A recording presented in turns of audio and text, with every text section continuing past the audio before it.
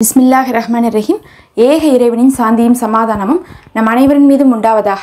எல்லா புகழும் இறைவன் ஒருவனுக்கே. நம்ம தினமும் ஒரு இபாதத் பார்த்து வரோம். இன்றைக்கி அந்த வரிசையில் பார்த்திங்கன்னா ரொம்ப ஒரு சிறப்புக்குரிய நாளில் தான் இருக்கிறோம்.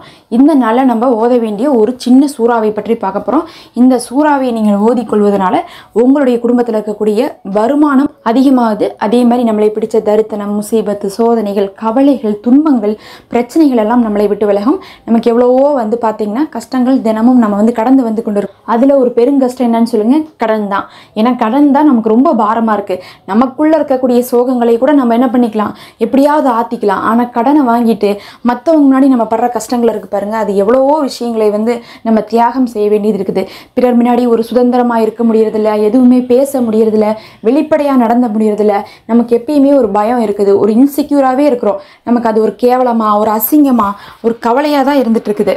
அதுலேயும் அடுத்த கடனை நம்ம வாங்கிடக்கூடாது அப்படிங்கக்கூடிய ஒரு பயம் இருக்கும். ஏன்னா இருக்கிற கடனே நம்ம அடைக்காமல் இருக்கிறோம். நம்ம நகையெல்லாமே போயிடுது, நம்மளுடைய பணமெல்லாம் போயிடுது, சம்பாதிச்சும் நம்ம கையில் ஒன்றுமே இருக்கிறதில்ல. அந்த அளவுக்கு நம்ம கஷ்டத்தில் இருக்கிறோம். இது அனைத்துக்குமே இந்த ஒரு சூறா தீர்வாக இருக்கும். ஏன்னா இதை பார்த்தீங்கன்னா நபி ஸல்லல்லாஹு அலைஹி வஸல்லம் அவர்கள் மக்கால இருக்கும்போது ஜிப்ரீல் அலைஹிஸ்ஸலாம் அவர்கள் சொல்கிறாங்க, இந்த ஒரு சஹாபி மஃபாத் ஆயிட்டாரு, அவரை பற்றி உங்களுக்கு தெரியுமான்னு சொல்லிட்டு கேட்குறாங்க. அப்போ நபி அவர்களுக்கு அந்த சஹாபி மஃபாத் ஆனது தெரியாது. ஜிப்ரீல் அலைஹிஸ்ஸலாம் அவர்கள் சொன்னதுக்கு பிறகுதான் தெரியுது அவங்க மௌத் ஆயிட்டாங்கன்ட்டு. அதே சமயத்தில் நபி அவர்கள் கேட்குறாங்க, ஆனால் நீங்கள் ஏன் மலக்குகளோடு வந்திருக்கீங்க இந்த உலகத்துக்கு அப்படின்னு கேட்குறாங்க. ஏன்னா ஜிப்ரீல் அலைஹிஸ்ஸலாம் வந்திருக்காங்க, கூட நிறைய மலக்குகள் வந்திருக்காங்க. அப்போ கேட்குறாங்க, ஏன் நீங்கள் இப்போ வந்திருக்கீங்க அப்படின்னு கேட்குறாங்க. கேட்கும் போது ஜிப்ரீல் அலைஹிஸ்ஸலாம் அவர்கள் சொல்கிறாங்க, அந்த சஹாபி மஃபாத் ஆனாங்கல்ல, அவங்களுக்கு நாங்கள் ஜனாசா தொழுக வைக்கிறதுக்காக தான் வந்திருக்கோம் அப்படிங்கிறாங்க. நபி ஸல்லல்லாஹு அலைஹி வஸல்லம் அவர்களே சாக்காராங்க. ஏன்னா ஒரு சஹாபி மஃபாத் இருக்காங்க, இதுவரையும் யாருக்கும் அப்படி ஜிப்ரீல் அலைஹிஸ்ஸலாம் அவர்களோ மலக்குமார்களோ வந்தது கிடையாது.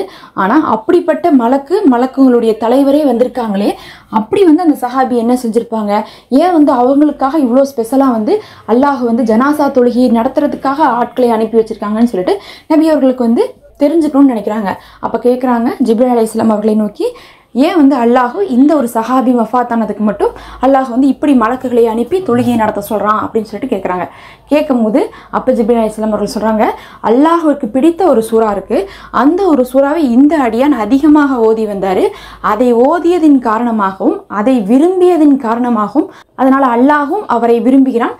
அப்படி விரும்பின ஒருத்தர் இப்போ மஃபாத் ஆயிட்டாருங்கிறதுனால அவர்களுக்கு மரியாதை செலுத்துவதற்காக ஜனாசா தொழுகைக்காக எங்களை அனுப்பி வைத்திருக்கான்னு சொல்லிட்டு ஜிப்ரீல் அலைஹிஸ்ஸலாம் அவர்கள் சொல்கிறாங்க.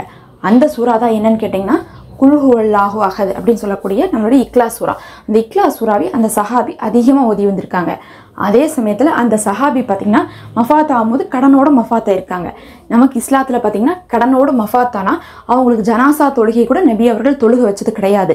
கடைசியாக மஃபாத் ஆனவங்களை அடக்கம் செய்யறதுக்கு முன்னாடியே கடனை யாராவது பொறுப்பேற்றுப்பாங்க. அந்த அளவுக்கு தான் என்ன பண்ணுவாங்கன்னா நமக்கு கடைசி நேரத்தில் கூட மஃபாத் ஆனவங்க அவங்க பார்த்திங்கன்னா மையத்தா படுத்திருப்பாங்க. அந்த நேரத்தில் கூட கடன் யாராவது பொறுப்பேற்றிருப்பாங்களா அப்படிங்கிறதெல்லாம் பார்த்துட்டு தான் என்ன நடக்கும், இந்த மாதிரியான விஷயங்கள்லாம் தொழுகை நடத்தப்படுவது, அவங்கள கபரில் வைக்கிறதுலாம் நடக்கும். அப்படி இருக்கும்போது அப்படி அவர் கடனோடு இருக்கக்கூடிய மனிதனுக்காக அல்லாஹ் இப்படி அனுப்பியிருக்கானான்னு சொல்லிட்டு அவங்களுக்கே ஆச்சரியம். அப்போ தான் சொன்னாங்க, அந்த சூறாவை ஓதி ஓதி அவர்கள் துவா செய்தார்களாமா. அதனால அவர்களுடைய கடனை என்ன பண்ணிட்டான், அல்லாஹ்வே பொறுப்பேற்று அதை அடைக்கிறதுக்கான ஒரு வழியை ஏற்படுத்தி கொடுத்துட்டான். அவர் கடனோடு மரணித்தாலும் கூட அது அவர்களுக்கு என்ன ஆகலை, குறையாக மாறவில்லை. அதுக்கு பகரமாக அவர்கள் இந்த சூறாவை ஓதியதன் பகரமாக அவர்களுக்கு அல்லாஹ் என்ன பண்ணியிருக்கா, இந்த ஒரு அந்தஸ்தை கொடுத்துருக்கான்னு சொல்லிட்டு சொல்லப்பட்டுச்சாமா. சொல்லப்பட்ட கையோடு நபி அவர்களுக்கு அந்த சஹாபியுடைய மஃபாத்தை அவங்களுக்கு ஜனாசாவை ஜிப்ரீல் அலைஹிஸ்ஸலாம் அவர்கள் நேரில் காண்பிச்சாங்களாமா. இன்றைக்கி நமக்கு வீடியோ கல்லாக இருக்குது. அப்போயே பார்த்திங்கன்னா மெஹராஜ் இரவுலாம் பயணம் சென்றாங்கன்னு சொன்னாங்க. இன்றைக்கெலாம் எல்லாருமே விண்வெளி போகிறாங்க வராங்க, அதை பற்றி கூட யோசிக்க முடியும். ஆனால் அன்றைக்கெலாம் யோசிக்க முடியாதப்ப நம்ப முடியாதுல்ல. அந்த மாதிரி சமயத்தில் கூட அவங்க பார்த்திங்கன்னா ஜனாசாவை நபி அவர்களுக்கு கண் முன்னாடியே திரையிட்டு காமிச்சாங்களாமா. அதுக்கப்புறம் மலக்குமார்கள் ஜனாசா தொழுகையெல்லாம் தொழுதுட்டு திரும்பி போனதாக ஹதீஸ்களில் வருது. அப்படின்னா எந்த அளவுக்கு இந்த சூறாவை ஓதுறது நம்மளுடைய கடன்களை அடைத்து கொடுக்குது, அல்லாஹ்விடத்தில் நம்மளுடைய அந்தஸ்தை உயர்த்தி கொடுக்குதுன்னு சொல்லிட்டு பார்த்துக்கோங்க. இன்னும் இதை ஓதுறதுனால நம்மளுடைய ஏழ்மை ஒழியுது, வறுமை போகுது, நம்மளுடைய தேவைகள் நிறைவேறுது, நம்மளை செல்வந்தராக்குதுன்னு சொல்லிட்டு பல ஆலிம்கள் சொல்கிறாங்க. இந்த சூறாவை குல் ஹுவல்லாஹு அஹத் சூறாவை இந்த நாளில் நீங்கள் 15 முறை ஓதிவாங்க. அல்லாஹ் உங்களுடைய எல்லா கஷ்டத்தையும் போக்கி கடனை அடைத்து கொடுப்பானாக. ஆமீன் யா ரப்பல் ஆலமீன். மறக்காமல் சப்ஸ்கிரைப் பண்ணிக்கோங்க, தொடர்ந்து பார்த்துவாங்க.